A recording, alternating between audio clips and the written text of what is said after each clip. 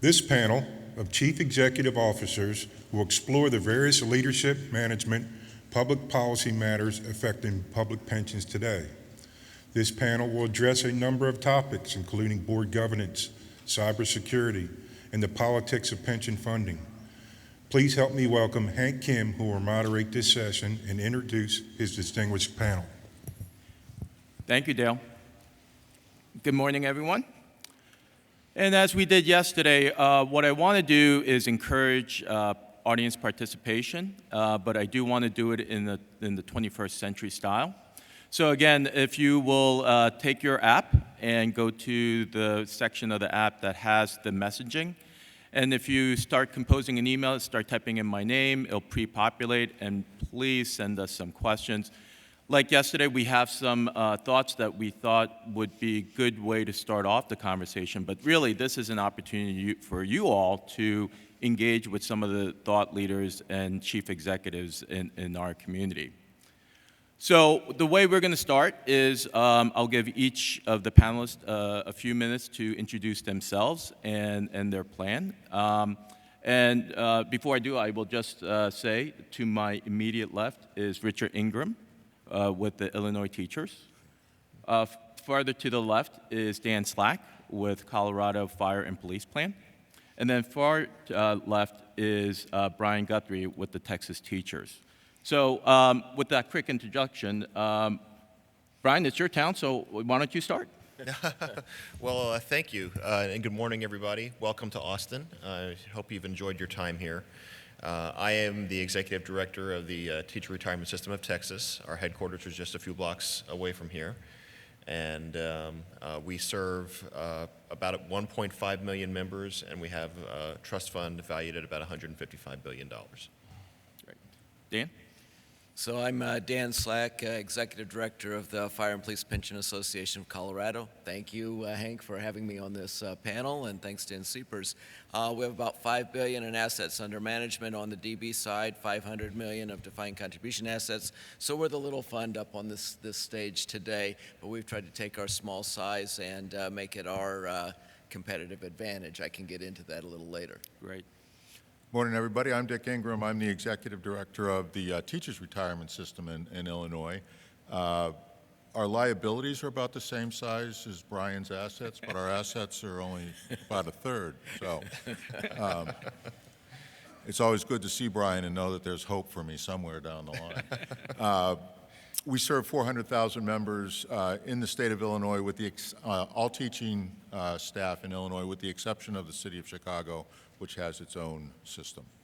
So as you can see, what we try to do is build in a little diversity in terms of the size of the plan, so that anyone in the room who may be affiliated with a mega plan or to a mid-market or to a smaller plan, you have sort of a representative here on stage. So Dick, you kind of led off with it, but let's talk about and compare and contrast sort of the funding sources and the stressors and the plan sponsors' willingness to contribute to the actuarially determined contribution. What's the situation in Illinois? How much time do you have, Hank? Well, the reality that we deal with in Illinois is that, by design, the plan is well designed, as almost every defined benefit plan in the country is. The normal cost, whether it's the normal cost or some standard cost in the future, is evenly shared roughly between the member and the employer. The state is responsible for the lion's share of the employer side of the equation, but has historically failed to contribute anything even close to an actuarial contribution. We can get into a little more detail as we go through some of the ins and outs here. But in our 80-year history, we have never in one year, in any single year, received an actuarially determined contribution. So the fact that we're 40% funded is merely a documentation of the political failure and not the failure of the system or its management or our members. As we like to point out, our members have always contributed 100% of what they're required to contribute. the state has historically failed to contribute even close to that. So that leads us to the stressed situation that we're in today, and the tug of war that we have with the state over what the reality is. Dan, how about you in Colorado? What's your culture like? So it's a little bit different. And Dan used to work in Illinois, by the way. He fled west. I escaped about 10 years ago, and so we have a lot of plans that we have some responsibility for administering. We have a lot of legacy plans, closed municipal plans that the legislature has given us responsibility to sort of care for while they wind down. But I'll restrict my remarks to our statewide plans, which are sort of the future of my organization.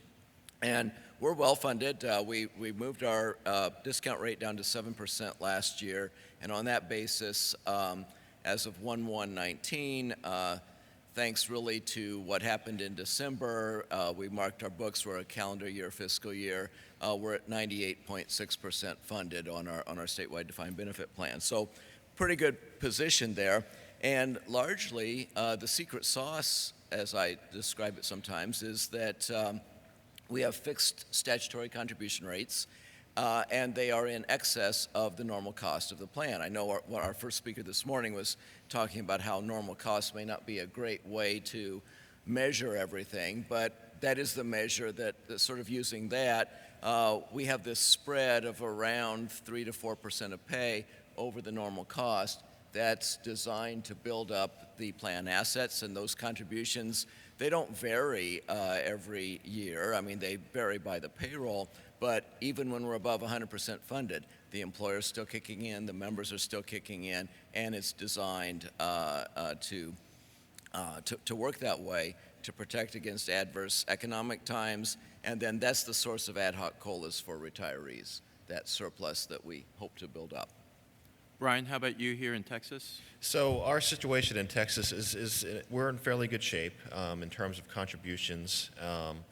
We have a situation here in Texas, and I'm sure many plan sponsors out there do, where our Board of Trustees is only responsible for setting the investment return assumption and for managing the fund. But when it comes to contributions, we really have to rely upon the state and to set those rates, both for the employers as well as for our members. We had a situation, we've typically over time had a situation where our contributions have been modest, but our benefits have also been modest. So as a result, our plan has been fairly well funded and has been able to continue to be actuarially sound. This past summer, we sort of tested we strained that relationship, if you will, by making a decision at our board level to lower our return assumption from 8% to 7.25%. That necessitated a reaction by the legislature, which is in session right now, to step up, if you will, to increase contributions to make up for that investment income that we no longer thought that we would receive. And we were very pleased that they've stepped up.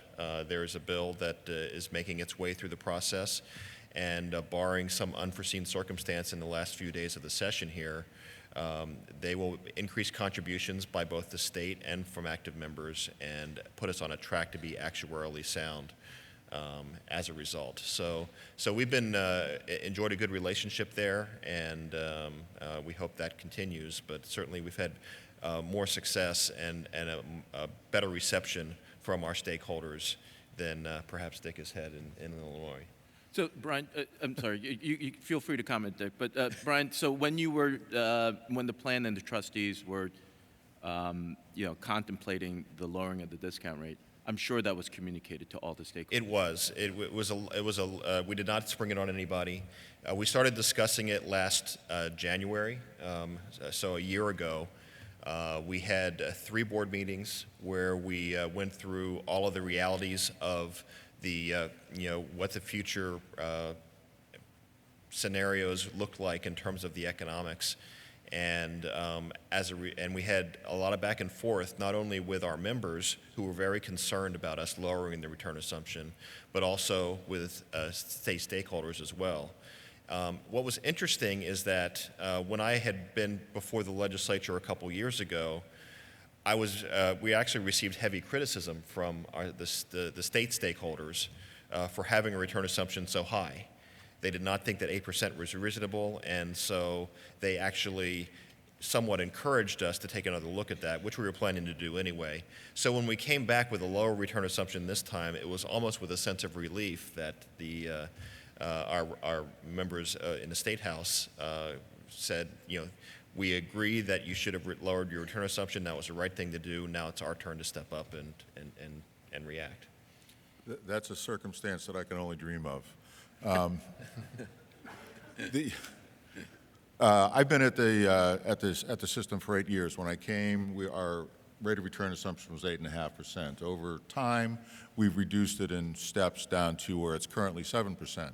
I think that's too high. We've had discussions around lowering it, and I would tell you that over the last, I'll call it year now, our trustees went back and forth about decisions to lower the rate of return, decided not to, in part out of political concerns, which is absolutely not the thing to do. If you want to look at it from a strictly pure point of view, the concern of the trustees has to be, what do we think we're going to do? What do we think reality is going to be? The political concerns be damned, but, reality does intrude. And the interesting thing that happened was we decided not to lower the rate of return, I think in part because there was an expectation that there would be regime change in the governor's office in Illinois from a Republican to a Democrat. Hopefully that Democrat would be more friendly to us than the Republican had been. And then what happened, and I'm happy to report that the circumstances have changed a little bit since we had our prep call for this. What happened was the Democratic governor was indeed elected, and his first budget actually cut our appropriation. I heard the wow. Yeah, there were other words that were said around the board table. And now we're in the odd situation of having the Democratic governor who, by and large, should be, friendly to us, is quite annoyed with us because we came out and very strongly opposed his budget and some of the other pension proposals that were part of it. He has since walked back the reduction in our appropriation, restored it to its initial amount. But the problem is that initial appropriation is based on a statutory contribution formula that comes nowhere close to what actuarial science would say. It's $4.8 billion. It's a lot of money under anybody's world. But an actuary would calculate that required contribution to be $7.8 billion. So already we're $3 billion behind every year. We work under a statutory construct, which I think is one of the reasons Dan fled to Colorado, that keeps us underfunded for decades. We have a 90% funding target in the year 2045, and most of the improvement from our current 40% funded status to 90% comes in the last 5 years of that time period. So you can imagine if something bad happens late in that time period, there's no way that we'll ever get to 90% funded. So it's structurally flawed, but it is in statute. So our constant conversation with the legislators who pat themselves on the back, we're making the statutory contributions, we're making the contributions that we're supposed to. And then I have to be the buzzkill that says, well, congratulations, you're doing the statutory contribution, but it's only 60% of what you really should be doing. So don't be so proud. You're popular in the State House, aren't you? Yeah, I have my moments, that's for sure. But one of the lessons of this business, Hank, is you have to learn to accept the fact that there's always going to be somebody mad at you. And it's, there's 10% of the folks that are going to hate you no matter what. There's 10% that are going to love you no matter what. And that 80% or that 60% or whatever it is in the middle is who you're working with to convince. And, as the saying goes, unless you've, made somebody mad, you haven't really stood up for anything. So it's just part of the, the fact of life of the job that we have. You're going to have people that aren't happy with you. Yep. So we got a couple questions. They both relate to the first presentation this morning about the accounting rules, the criticisms, and the proposed changes. Dan, I'll start with you. Did you have a chance to see the presentation or read the report? And what are your thoughts off the top of your head? Yeah, I mean, I think makes a lot of sense what was introduced this morning, or that report. I guess it wasn't introduced this morning, but the presentation on it this morning. To me, I think you always have to ask, for what purpose are you measuring? And is it to create an accurate financial picture of the condition of the plan, or of the employers that are contributing into the plan, or what it might be? And one of the comments that he made this morning that stuck with me was that accounting rules change, and they change for different reasons. Sometimes because there's a new, better way to do things. Other times because of political pressures. And I think that's what we've seen with GASB, where there was a huge push for, well, there needs to be comparability so that we can see, how does Illinois teachers compare to Colorado Fire and Police compared to Texas teachers? And so we got to have this comparability. Everybody has to use these same numbers, and we have to have essentially a termination liability calculation, things that were designed to respond to political pressures versus having accuracy on the book. So I think, I'm not entirely sure that I quite understand or am comfortable with standard costs versus normal costs. I think I sort of get what he's going after there, but I definitely think it's worth pursuing. Brian, similarly, what were your thoughts? And to the extent you think the current accounting rules need modifications, how should we as a community go about doing that? Well, I think that we're on the right path. I think the study that was done and that was presented this morning is a step in that right direction.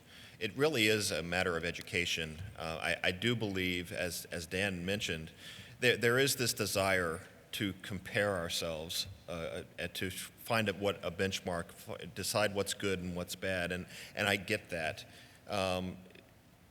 The reality is, though, that we all have different assumptions that we use to determine our actuarial soundness, and coming up with some standard, I think, is appropriate if the desire is to compare yourselves and to come up with kind of a ranking. That being said, I do think that what we have seen and I'm not going to generalize, but there are plans out there that have been more aggressive with their assumptions than others. And I think that GASB's reaction to that initially was to be more conservative, and I believe that the correct answer is somewhere in the middle. And so I think that what I saw, and I came in a bit late this morning, but I did see the last half of the presentation. I believe that's a step in the right direction of finding a common ground that we can all agree to. But these differing assumptions really are problematic. The reality is as an administrator, and I think all of us can agree to this, is that our job is to communicate our fund's status and our health. Actuarial science is not easy to understand, and depending upon which stakeholders you're speaking to, you have to provide information that they can kind of get their arms around. And so that's why funding ratio is always a popular standard. That's why in the state of Texas, for example, we have in statute that actuarial soundness is defined as 30 years. They do not like me coming then in front of a committee saying that, well, actuaries are actually now recommending that you have to pay off your liability in 20 to 25 years. That challenges the long-set assumption that 30 years is appropriate. I think having the discussion is good. I think finding common ground is good, but it's going to be an ongoing challenge. Dick, your thoughts? Well, I had a couple reactions, one of which was, and it's interesting that our presenter was from Brown as a University of Rhode Island grad. He created very painful flashbacks to my cost accounting class at URI when I heard standard cost. But beyond that, I think one of the really important points that was made, the one nugget that stuck out for me is the depletion date, viewing that as a worst case. I think that's what's important, because that's what we don't often understand about what we have in place now for reporting regimes. You know, whether, all that debate really revolves around the discount rate, right? You know, you know, should it be 3%, should it be 7%, whatever it should be. And it's really a need to understand what's the worst case and what's the real case, what's the expected case. And I think anything that advances that conversation can be really valuable. Great.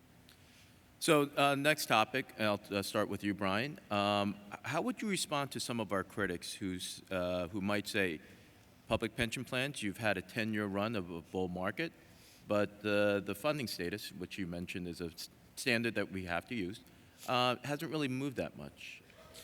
Well, I would argue, and I believe that to some extent the criticism is fair, but it also puts undue weight on one element of the sort of fundamental equation that we all are familiar with when it comes to pensions. It's C plus I equals B.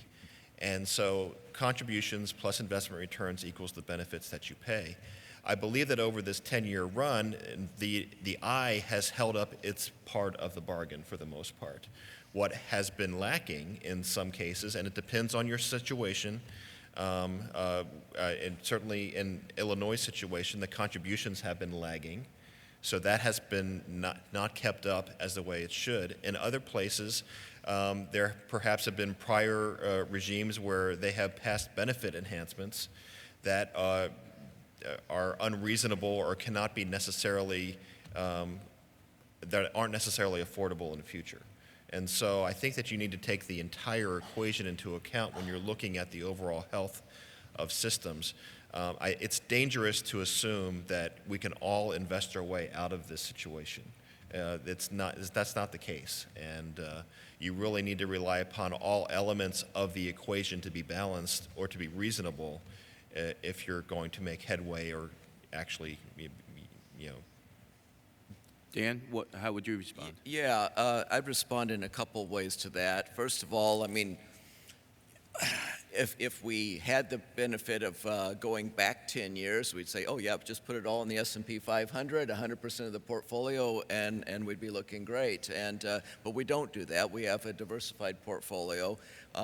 Certainly the equity markets are one portion of that. In our case, it's 37% of our portfolio, so relatively small part of the overall portfolio is in public equity, and so that's a part of it. And my second part to the answer of that would be that liabilities continue to grow as well as assets, and they don't sort of take a break, and they don't go down.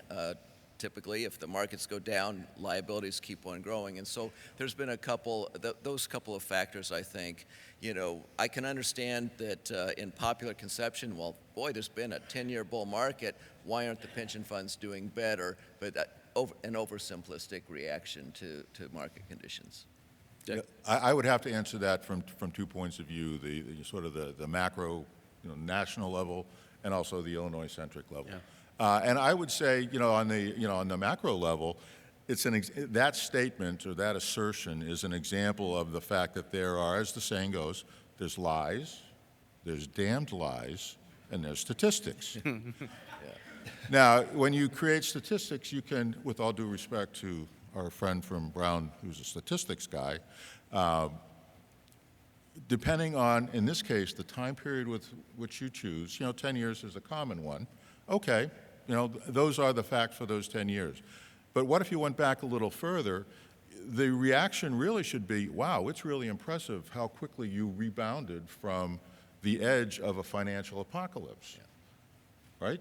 I don't think anybody 10 years ago would have predicted that we would have seen the investment returns that we've enjoyed and that have gotten us back to a place where you can kind of start to forget about 08 and 09. As those returns, roll out of our 10-year averages, all of a sudden we're looking, a lot better. So, you have to be careful and you have to step back a little bit from, statements like that and understand the context. And then just, to repeat from an Illinois-centric point of view, we haven't improved because the law doesn't let us. As I said, we have a statutory payment plan and liability accrual plan that doesn't let us get better by law. So don't criticize me for following the law. I'll make one other Yeah, point go ahead, because I think Dick hit on it. I mean, the fact of the matter is that we are, for the most part, as pension systems, in the forever business. And so even though we've done well the past 10 years, that is not a predictor of how we're going to do over the next 20 to 30 to 50 years. And so that was the big debate that we had internally, not only with our trustees, but also with our members and with our stakeholders when we decided to lower the return assumption. Because if you look at our history over the past 10 years, we've done relatively well. We've far exceeded or met the 8% standard that we had in place. What we had to look at, though, was the hard reality of can we continue to count on those returns in the short term, which is, for us 15 to 20 years, or the long term, which is 30 plus.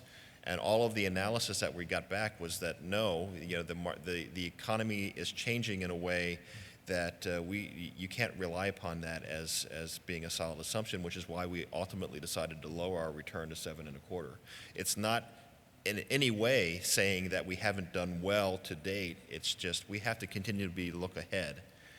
We can't really live in the past and use that as a predictor for the future.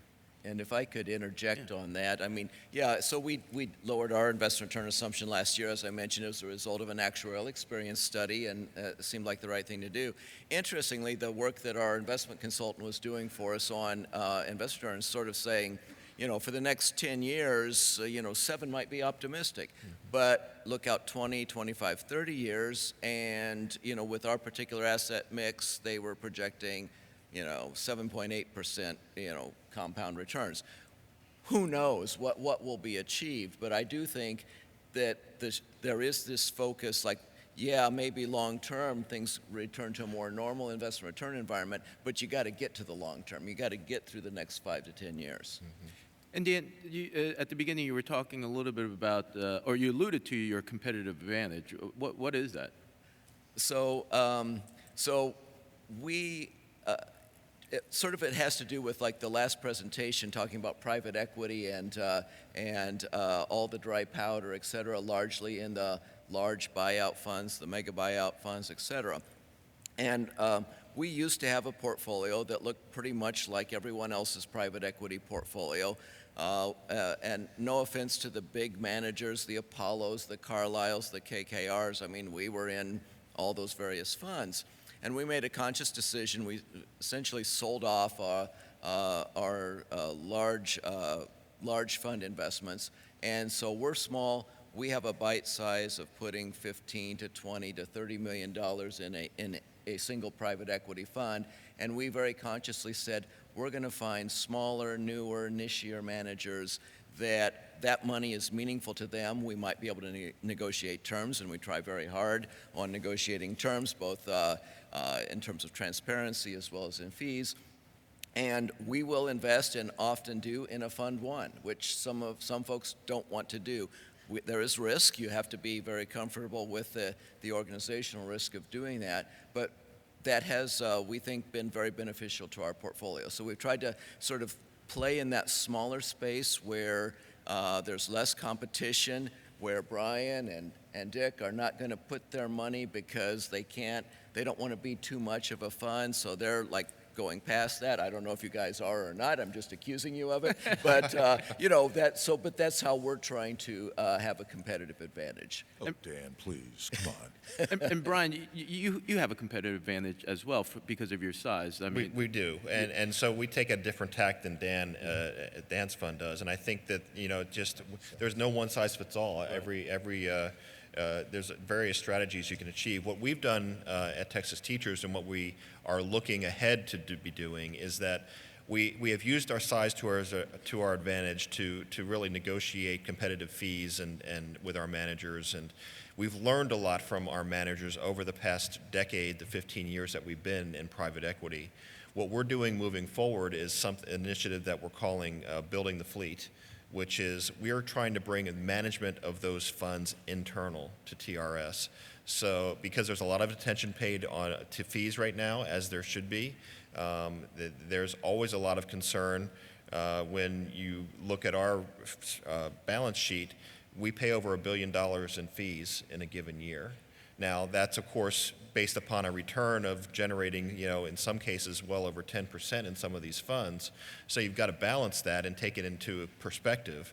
But if we could bring that $1 billion in-house and where we're not having to pay the managers that amount, then that would give us more money that we could then reinvest and build a return on. And so our objective with our size is to really start being our own fund manager, to make those investment decisions in-house and to manage the funds in-house.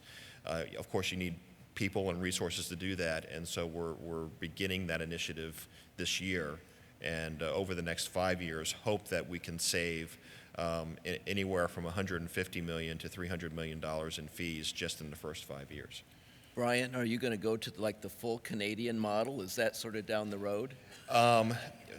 I don't think anyone from my investment team is here today because if you ask them that question, they would be all for that. I don't know that that's realistic. The reality is that even though we enjoy some freedoms that other state agencies in Texas do not, we are still a state agency. We still have a state construct that we have to, and a governance structure that we have to rely on. Those Canadian models, funds really rely upon their independence. If we were fully independent, then my answer would be a wholehearted yes, because I do believe that that's where you can achieve the most competitive advantage. But given our construct, I don't see that ever changing in Texas, at least not in my lifetime. And so we're going to be what I like to call Canadian light. Okay. Dick, and from your perspective, what are you seeing relative to manager fees, transparency, diversity, ESG in a larger sense? I can make a couple comments on that. I think the point that Dan made is clearly something that impacts us in terms of, we've moved away from public markets for many of the reasons that were described by the last presenter. The money is in the private markets now on the equity side. We have core relationships with those large firms like an Apollo, for example. But going back to my comment earlier that I think our 7% return target is still a little too high, those large firms are not offering the same sort of, mega returns that they used to. Not that they're doing poorly, it's just that, for all the reasons that we saw, what might have been an 18% return in the past is now a 12% return. So in order for us to, make a mark, we have to invest more with the smaller funds, and that's just harder to do in terms of the due diligence, et cetera, that you have to, put into to get there. Having said that, I think it's fair to say that you don't have to be a $155 billion fund to get low fees. You can be a $52 billion fund or a $9 billion fund and get low fees. I like to joke about the fact that we have a couple guys on my investment staff that I would wish no one negotiate fees with because they are ruthless, and we have extraordinary luck, even in the public markets, getting very reasonable fees. In terms of transparency and diversity and the like, we have some tensions. If you want to speak about diversity particularly, I think Illinois and Texas in particular are two states that have. This is where I smile at Brian. They put a lot of money into their diversity programs. Brian hired away my emerging manager officer. Kirk is doing great, by the way. Yeah. But there's some natural tension between, transparency, if you're talking about like an ILPA template in private equity, just as one example, and a commitment to diversity, because, oftentimes the smaller emerging firms, which will be minority or women-owned by and large, will be in the phase of, building the back office in their firm, and they won't necessarily have the resources to do the types of reporting and deep dives on data that a larger firm would. So you have to balance that trade-off between your commitment to bringing diversity and new and emerging managers into your portfolio and the desire for increased transparency. And I think we have fought a couple battles in Illinois about trying to avoid Illinois-centric transparency, because particularly when you're dealing with a private equity or a hedge fund universe, and most often in the private equity space where the really good folks have people lined up around the block, to want to give them money, any reason that you give that private equity firm to not do business with you is a disadvantage. And we didn't want to have to go to our partner firms and say, oh, by the way, we have this special report you need to do for Illinois, just for us. And we've been able to fend that off, and it doesn't often feel good because it feels like you're, working against motherhood and apple pie, but it's practical. You have to strike a balance. Brian, as as one of the largest plans here in the U.S., to what degree does Texas Teacher look at ESG and diversity? And as a large fund, do you feel a special obligation towards those efforts? Since my time being with the system now for over a decade, we've always had an emphasis on emerging managers as one of the important things that we can do to help develop markets and develop managers in that space. So we have committed quite a bit of capital to our emerging manager program. It's not there's no quotas involved. We take the best of the best, but we are committed to doing that. And continue to do that and continue to build on that, as evidenced by the fact that we managed to hire someone away from Illinois teachers, which I apologize for, Dick. No, I love the headline on the article, though, Ryan. It was like, Texas finally gets serious and hires Illinois to do it. So I felt good about that. Fair enough. So we have an ongoing commitment to that space. We are a little slower to the game, quite frankly, when it comes to ESG. It's something that, depending upon who you talk to, who's been on our board over time, their position is softening. But for the most part, particularly when you're talking about a state whose economy is really based in oil and gas, although it's well diversified now, certainly that's the origin of Texas's economic strength. ESG just doesn't necessarily play well here from a political standpoint. That being said, we are beginning to be more sensitive to the impact that these ESG issues can have on the bottom line returns.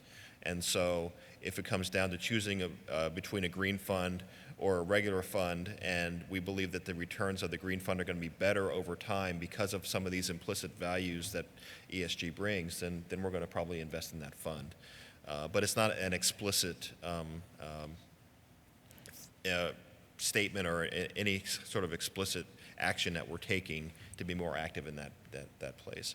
One final thing I'll mention about diversity, sorry, Dick, is that we are not only looking at diversity with our managers, but also looking at diversity inside TRS. And so that's an initiative. But it's not just diversity for us, it's diversity and inclusion. We are trying to not only hire a more diversified workforce, but we are also trying to create a workplace that's inclusive and where they feel like that their contributions are needed and wanted. So. Yeah, you're doing a lot of great things, Brian, and I often look over your shoulder and say, I might do that too. So kudos for you on that. I just wanted to, I didn't comment on ESG when you asked the question earlier, Hank, but it sounds like we're kind of in the same place on that, Brian. ESG is something that we've talked about. We haven't really made any sort of formal commitment, to it in any serious way. I think in part because of politics, and as the politics change, I think our work around ESG may change.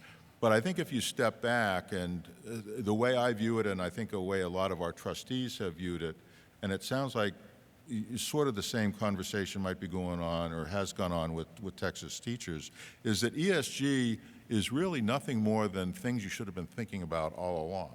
It's, it's putting is that we have as a system a social agenda that we're trying to achieve. And it's really not that. It really is about all these other factors that we should have been thinking about all along, but either if choosing between A and B, you have to take all the factors into account, not just the bottom line.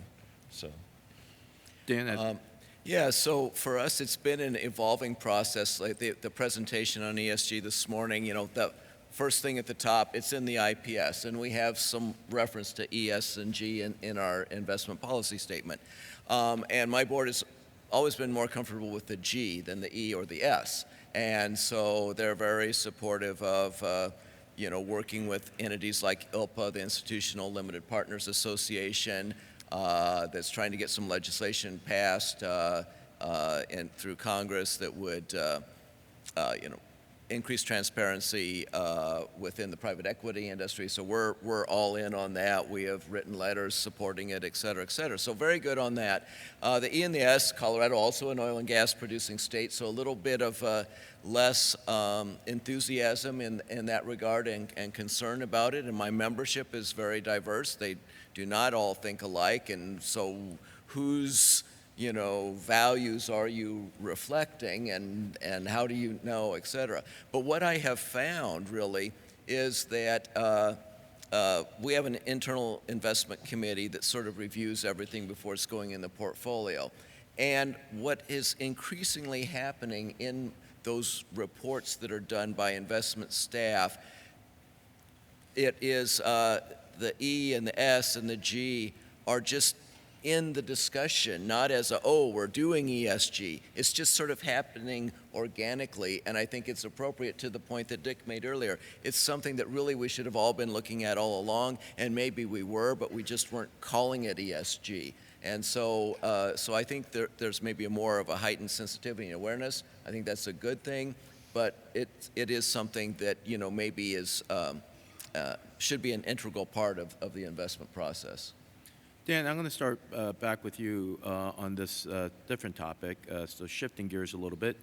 Yesterday we had a panel around about this time on Janus and the impact of Janus on public sector unions. But we did touch a little bit upon the potential impact on public sector plans.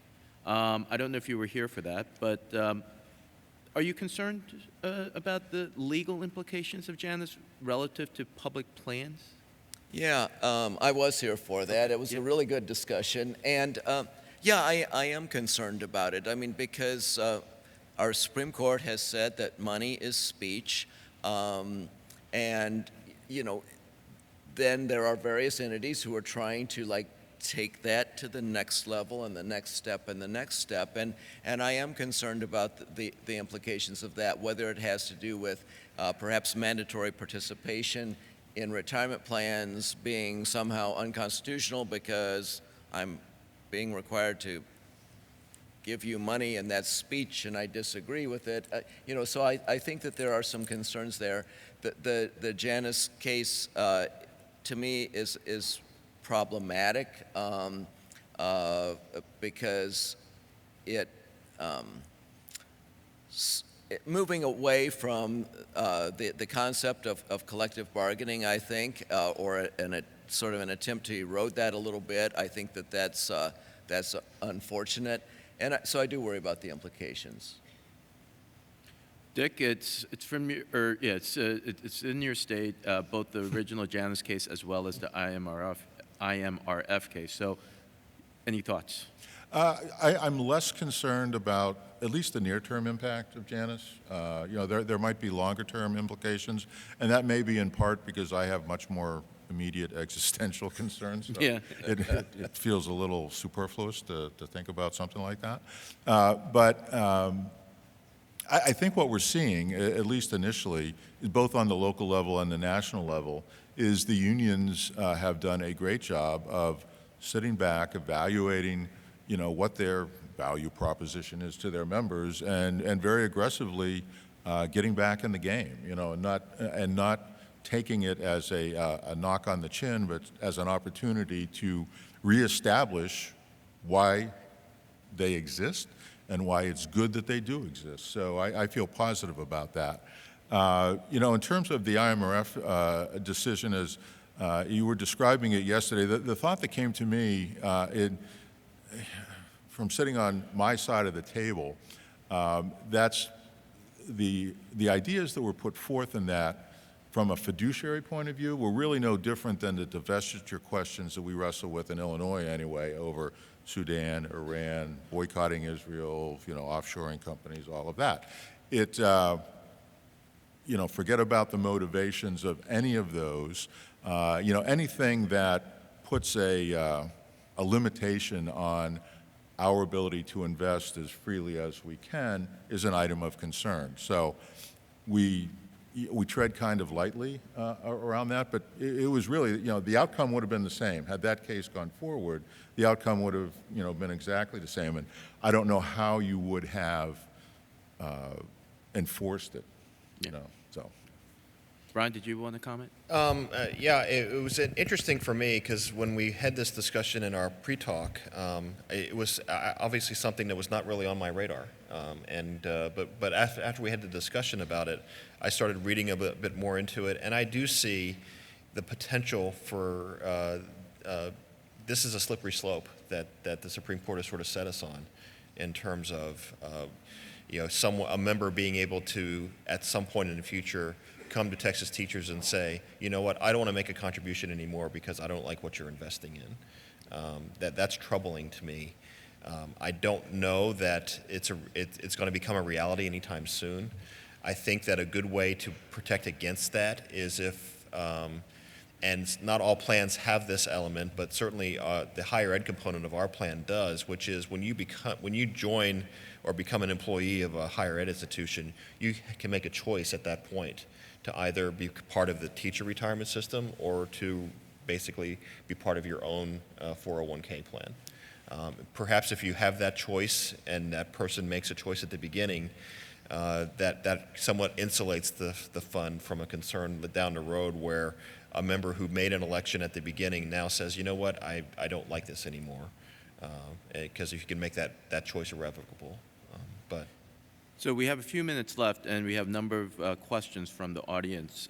One is relative to emerging markets. The question is essentially that as a board, experts come in and say emerging markets is the way to go. What's the opinion of this panel relative to emerging markets? Do you think it's an area that's worthwhile investing in? Well, it's certainly a part. I'll just speak for ourselves at Texas Teachers. It's part of our asset allocation. We do not. We believe that it is a viable investment, and it's a diversifying. It provides a diversifying aspect to the portfolio that's desirable, and so to that extent, we'll continue to invest in those markets. But it really has to meet the overall goals of the asset allocation for it to continue to be so. What Yeah. Brian said. And we have a dedicated emerging markets allocation. It's not huge. It's 4% of the portfolio. So obviously not going all out on that, but both in private markets and public markets, we invest in emerging markets where we think there's some money to be made. Same underwriting standards as we would have for investing in a U.S. firm. Another question is, I think, related to ESG. How do they, I'm assuming that's you, how do you address the subjective inconsistencies between the rating agencies and account for the different regulatory regimes across different geographies? Anybody care to start? We don't.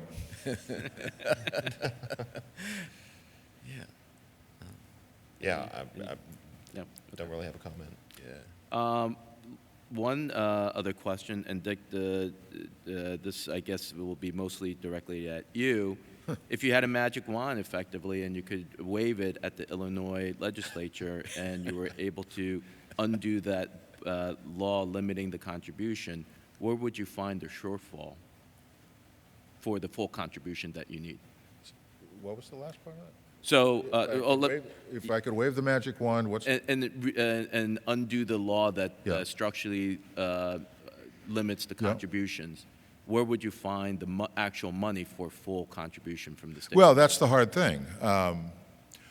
Right now, depending on how you cut it, the 5 public state-funded plans in Illinois account for roughly 20 to 25% of the general fund, the free funds, if you will, in the Illinois state budget. So if you wave a magic wand and double the revenues, which I don't think anybody anticipates, we're still at 12% of the state budget.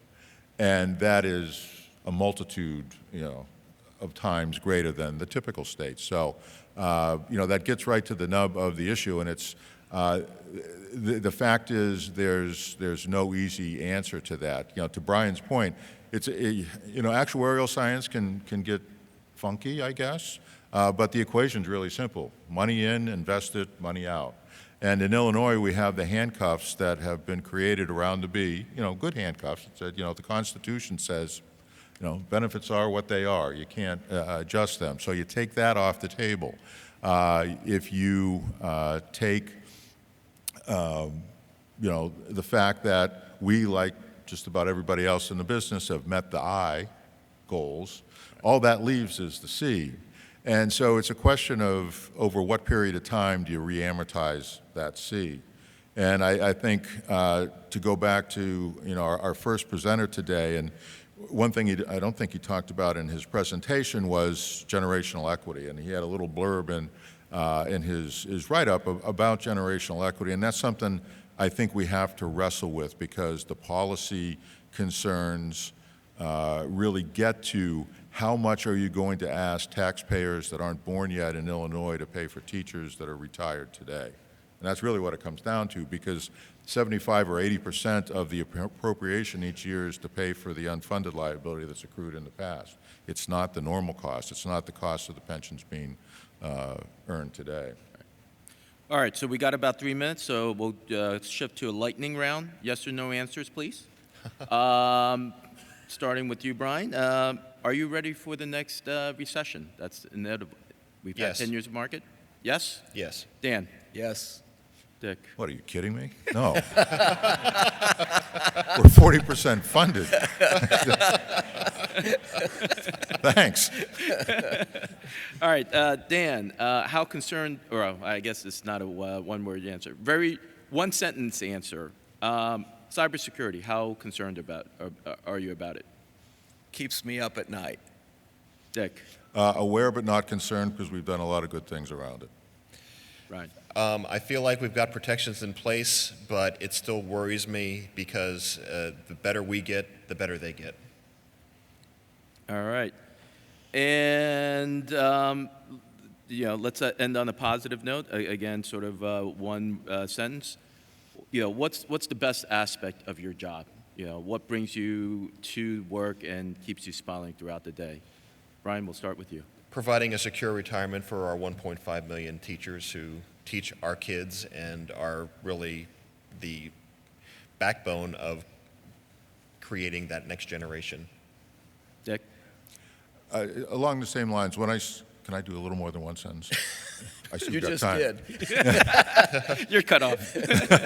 No, when I started this business in New Hampshire, I always told people I learned the pension business because my son, who is a teacher, my father-in-law, who is a state trooper, and my best friend in the world, who was a state trooper, were all members of the system. Unless we got it right, I had to face them at night and on the weekend.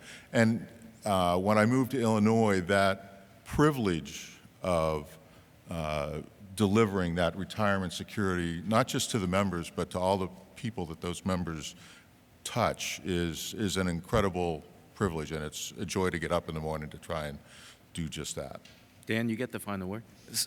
Yeah, and the same thing that Brian and Dick just said. I mean, when I left the private sector to join the public pension world longer ago than I would like to admit, I sort of felt like I'm putting on the proverbial white hat. I mean, what could be better than providing retirement security for your members, whether it's, in my case now, police and fire, or whether it's teachers in Texas or Illinois. I mean, we're doing, I think, our bit for society, and I view it more as a mission than just a paycheck. Ladies and gentlemen, please join me in thanking Brian Guthrie, Dan Slack, and Dick Ingram. That was a great conversation. Thank you, everyone. All right, let me turn it back over to Dale Chase to close this out for today. Do the leaderboard update? So before we close out, Hank's going to give us a leaderboard update. Yeah, give me 1 second. So, we've really tried to encourage you to be active with the app, and you guys have risen to the challenge. So as of this point, we have a very competitive race in terms of the games and posting to the app social media. And so right now, the leader is Vincent Baker. In second is Nathan Vaughn. Andrea Wright is in third. Terkesa McCoy is in fourth. And Saul Polish is in fifth. So keep it up. I think we're going to go all the way through tonight.